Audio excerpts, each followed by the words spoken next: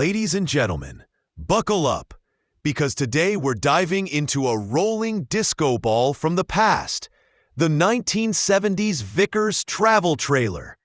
This thing isn't just an RV, it's the Elvis Presley of caravans. Flashy, over the top, and guaranteed to turn heads faster than your neighbor's new boat. I swear, when I first saw it, I half expected ABBA to step out singing Dancing Queen.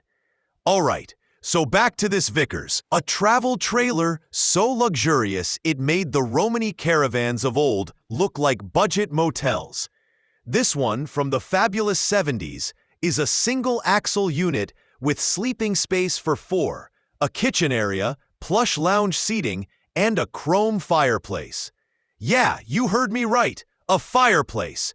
Because when you're parked next to a circus tent, nothing says home sweet home like roasting marshmallows beside chrome. Underneath, it rides on a brand new Knott Avonride chassis with fresh brakes, hitch, and tires.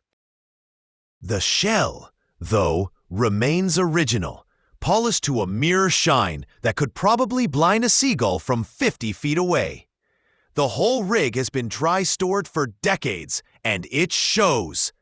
I think it's one of those rare finds that you could actually tow straight to a vintage car show without even dusting it off. Inside, it's pure 1970s excess. Red velvet curtains, golden fringe sofas that transform into beds, and a chandelier-style light fixture that screams. I paid too much for this, and I don't care.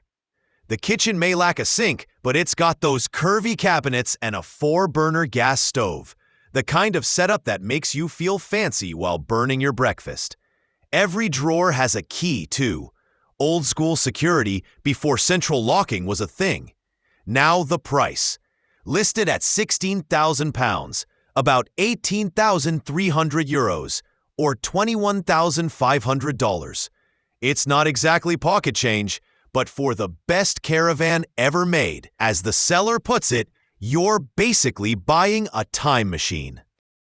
And honestly, I believe them. These Vickers trailers were often custom built, so every unit is unique. Like your buddy Dave's hair in the 70s, no two were the same.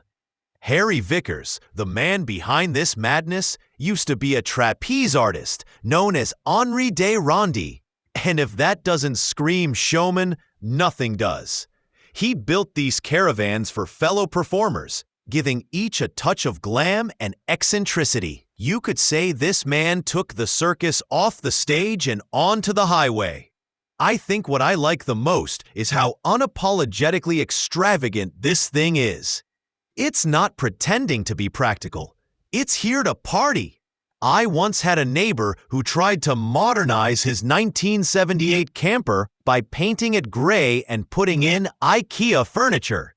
Let's just say, after seeing this Vickers, I think he owes me an apology for crimes against style.